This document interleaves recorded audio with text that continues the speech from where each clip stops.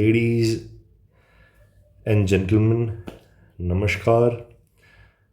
Welcome back. आज फिर से एक नई जानकारी साझा करेंगे। मैंने एक नई सीरीज़, एक नया तरीका, एक श्रृंखला शुरू करने की कोशिश की है जिसमें हम पर्सनैलिटीज़, सक्सेसफुल पर्सनैलिटीज़ के बारे में जानकारी हासिल करेंगे। इस सीरीज़ का नाम मैंने जीवन पथ या कहें लाइफ जर्नी देने की सोची है, जिससे कि हमें पता चलेगा कि हमें क्या रास्ते पे चल के किस मुकाम पे हम पहुंच सकते हैं। कोई सक्सेसफुल इंडिविजुअल था, उसने क्या क्या रास्ते, किस किस रास्ते से वो चला, उसने क्या क्या मुकाम हासिल किए, क्या क्या उसने अपने जीवन में किया।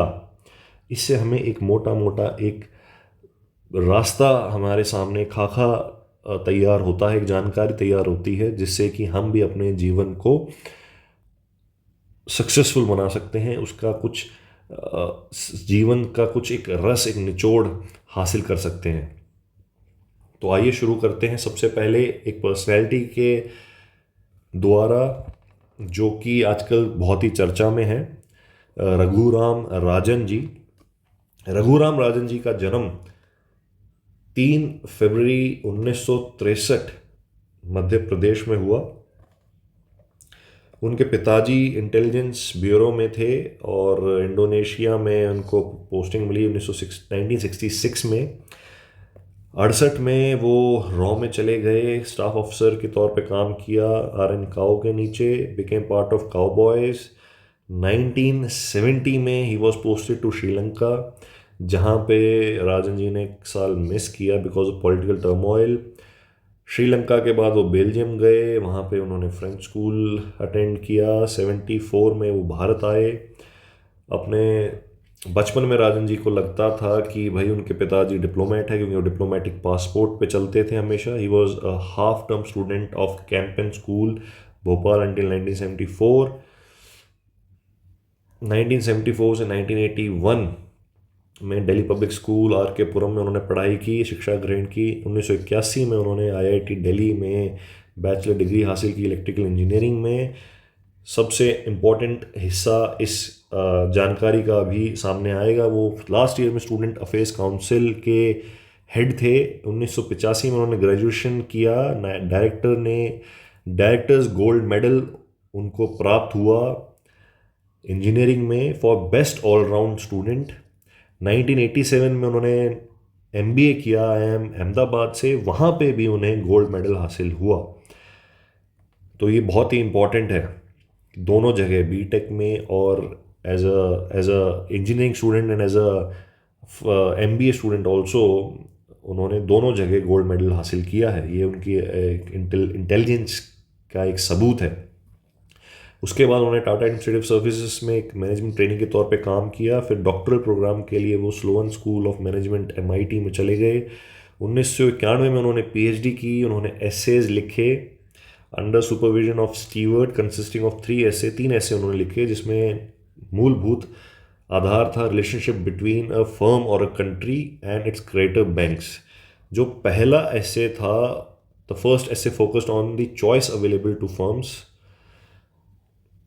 between arm's length credit and relationship based credit. Second था Glass-Steagall Act and the conflict of interest involved when a commercial lending bank enters into investment banking. Final essay था why indexation of a country's debt, despite offering potential advantages, seldom featured in debt reduction plans. उन्हें doctorate degree honorary doctorate degree दी गई London business school के द्वारा 2012 में, Hong Kong university of science and technology के द्वारा 2015 में, कैथोलिक यूनिवर्सिटी ऑफ लुवेन के द्वारा 2019 में। 2007 में डिप्टी चेयरमैन थे प्लानिंग कमीशन के मॉन्टेक सिंह अहलूवालिया।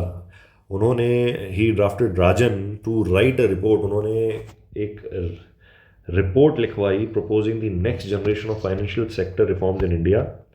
राजन जी के द्वारा एक हाई लेवल कमेटी बैठी जिसमें कि ऑन फाइनेंशियल सेक्टर रिफॉर्म्स की, जिसमें 12 मेंबर्स थे, जिसके चेयरमैन राजन जी थे। कमेटी ने एक रिपोर्ट तैयार की जिसका नाम था एक 100 स्मॉल स्टेप्स। ये एक बहुत ही महत्वपूर्ण जानकारी है, इस पर भी हम एक वीडियो बनाएंगे जिसमें उन्होंने ब्रॉड बेस्ड रिफॉर्म्स, क्या क्या रिफॉर्म्स करने चाहिए हैं फाइनेंशियल सेक्टर के, वो बताए, instead of focusing on a few large and usually political controversial steps. कि उन्होंने कहा कि भाई कुछ लार्ज पॉलिटिकली कंट्रोवर्शियल स्टेप्स लेने के बजाय कुछ छोटे छोटे महत्वपूर्ण कदम उठाइए जो कि ज़्यादा पॉलिटिकली कंट्रोवर्शियल भी ना हो, उनको इम्प्लीमेंट करना आसान हो और वो क्यूमुलेटिव तौर पे, कंबाइंड तौर पे एक बड़ा इफेक्ट देते हैं उसी डायरेक्शन पे।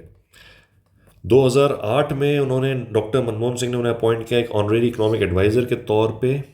2012 में चीफ इकोनॉमिक एडवाइज़र के तौर पे इकोनॉमिक सर्वे उन्होंने तैयार किया 2012-13 का, जिसमें उन्होंने गवर्नमेंट से रिक्वेस्ट की कि वो अपने स्पेंडिंग को रिड्यूस करें, सब्सिडीज़ को रिड्यूस करें।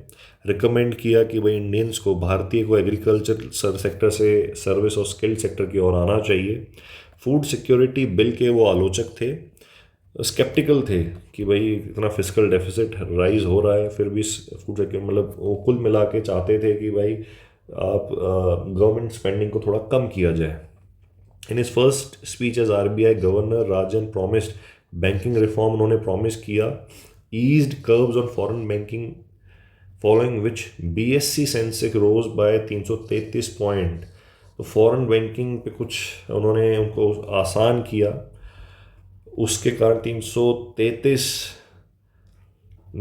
पॉइंट बढ़ा बीएससी सेंसेक्स 1.83%। पहले दिन उनका ऑफिस जब था उस टाइम रुपी 2.1% बढ़ा। Governor of the RBI Rajan made curbing inflation is primary focus, inflation पे उनका प्राइमरी फोकस था। Bringing down retail inflation from 9.8% September 2013 to 3.78% in July 2015, lowest since the 1990।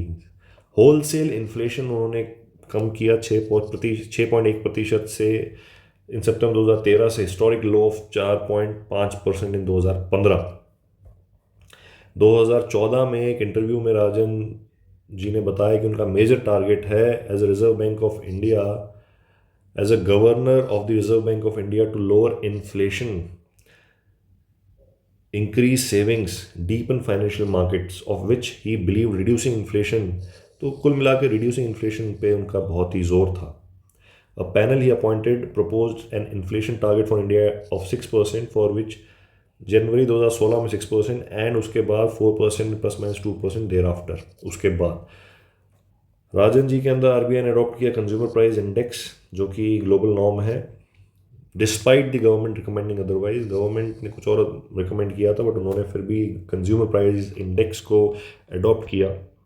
Foreign exchange के रिजर्व्स बढ़े 30%, tune of $380 billion in 2 years।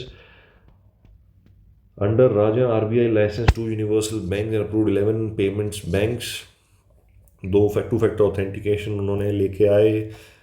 उन्होंने banks में भी कुछ एक रोक लगाई। अगर जैसे आपको याद होगा कि जब हम एक बीच में खबर आई जिसमें एटीएम को से आप जब पैसे निकालते हैं तो कुछ फ्रीक्वेंसी के बाद आपके ऊपर उस पर चार्ज लगेगा।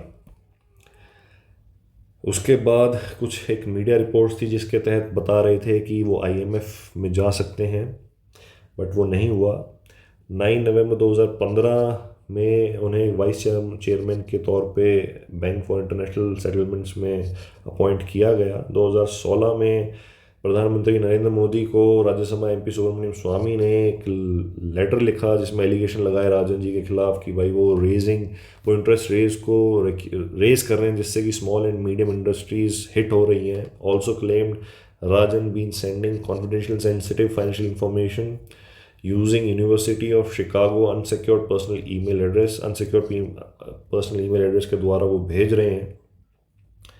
बट राजन जी ने इन सभी एलिगेशंस को बेसलेस बताया और ये कहा कि यार इनको आप सुन रहे हैं, अगर आप एड्रेस करने की कोशिश कर रहे हैं तो आप इसको लेजिटिमेसी दे रहे हैं, मतलब आप मान रहे हैं कि कहीं ना कहीं इसमें कुछ तथ्य है। 18 जून 2016 में राजन जी ने अनाउंस किया कि would not be serving a second term as RBI governor and plan to return to academia. 2017 में राजन जी ने माना एक revealed that though he was willing to take an extension, वो चाहते थे एक्सटेंशन लेना as second term as RBI governor, but government ने उन्हें एक्सटेंशन नहीं दिया तो उनके पास कोई ऑप्शन नहीं था यूनिवर्सिटी ऑफ शिकागो जाने के अलावा। उन्हें कुछ महत्वपूर्ण अवार्ड्स से सम्मानित किया गया, जैसे कि 2003 में फिशर ब्लैक प्राइज़, 2010 में नेस्कॉम ने उन्हें ग्लोबल इंडियन के तौर पे नवाजा, 2010 में Financial Times and McKinsey book of the year award. उन्होंने एक बुक लिखी थी, how hidden fractures still threaten the world economy. नवंबर 2011 में उन्हें इन्फोसिस प्राइज़ मिला ऑफ सोशल साइंसेज। उन्होंने किसके किसके ऊपर मिला? Economics, for his work in analysing the contribution financial development का, फाइनेंशियल डेवलपमेंट का क्या कंट्रीब्यूशन है to economic growth, as well as the potentially harmful effect और potential harmful effects of dysfunctional incentives. तो डिसफंक्शनल इंसेंटिव्स है, उसका क्या potential harm हो सकता है, that lead to excessive risk taking. 2013 में ही was awarded the 5th Deutsche bank prize in financial economics for his ground breaking research work which influenced financial macro economic policies around the world. 2014 में उन्हें confer किया गया with governor of the year award from London based financial journal central banking. इन 2019 में, मार्च 2019 में ही was awarded Yashwant Rao Chavan national award 2018 for his contribution to economic development. मई 2023 में ही was awarded as honorary doctorate by the London School of Economics. तो इसी के साथ हमारी आज की जानकारी की श्रृंखला का जो संदेश था वो ख़त्म होता है, वो समाप्त होता है। इस श्रृंखला के दो महत्वपूर्ण का एम है। पहला तो है कि हम जानकारी प्राप्त करें, एक रोड मैप हमारे सामने खाका तैयार हो जाए, क्या करना चाहिए क्या नहीं करना चाहिए, किस पथ पे चलना चाहिए, क्या रास्ते पे चले हैं लोग हमसे पहले, क्या क्या उन्होंने जानकारी हासिल की है, उन जानकारियों के बारे में पढ़ें, क्या क्या उन्होंने ग्राउंड ब्रेकिंग कार्रवाइयाँ की हैं उनके बारे में पढ़ें, उनसे सीखें कि कैसे किया, क्या जानकारियाँ हासिल की। और दूसरा एम हमारा ये रहा है कि हम देखते हैं आजकल पॉलिटिक्स या जो भी एनवायरनमेंट में चल रहा है, एक बंदे के ऊपर आप सारी चीज़ें डाल देते हैं, इसने सब कुछ कर दिया, पहले कुछ नहीं हुआ, यही सब कुछ कर रहे हैं। ऐसा नहीं है। सरकार, देश एक बंदे से नहीं चलता है। दुनिया भर के आईएएस ऑफिसर्स, लॉयर्स, डॉक्टर्स, पता नहीं कौन कौन दिन रात काम करते हैं, तब जाके कुछ कार्रवाई होती है। ये लगातार एक डेवलपमेंट वर्क है, ये लगातार चलता है, एक साइकिल है, ये एक पहिया है जो घूम रहा है लगातार। लगातार हर सरकार आती है, काम करती है। आपने देखा होगा इनकी कार्रवाई कब से शुरू हुई, कहाँ तक गई है। ये पहली सरकार के अंदर भी काम कर रहे थे, दूसरी के अंदर भी काम कर रहे थे। इन्होंने क्या क्या इन्फ्लेशन के बारे में, इन्होंने यूपीआई में भी कार्रवाई की है, जिससे कि आज डिजिटल रिवॉल्यूशन के बारे में जाना जाता है। उसके ऊपर भी हम जानकारी हासिल करेंगे, एक वीडियो बनाएंगे। तो दूसरा अहम मुद्दा इस वीडियो का है कि हम एक सोशली रिस्पॉन्सिबल सिटीजन बन सकें। तो आइए वादा करते हैं अपने आप से कि we will learn every day and be a socially responsible individual. It is important to know the life journey of successful individuals because it help us. हम, ये बहुत ही इंपॉर्टेंट है कि हम सक्सेसफुल इंडिविजुअल्स के बारे में जानकारी हासिल करें, क्योंकि हमें मदद करती है हमें पता लगाने के लिए कि क्या रास्ते उन्होंने हासिल किए थे, कैसे हासिल किए थे, क्या क्या मिस्टेक्स उन्होंने की और हमें वो नहीं करनी है, क्या क्या गलतियाँ उन्होंने की जो हमें नहीं करनी है। तो इसी के साथ मैं आपसे अलविदा लूँगा। फिर मिलेंगे एक नई जानकारी के साथ। तब तक के लिए good evening, take care and wishing all of you happiness and great health. Thank you.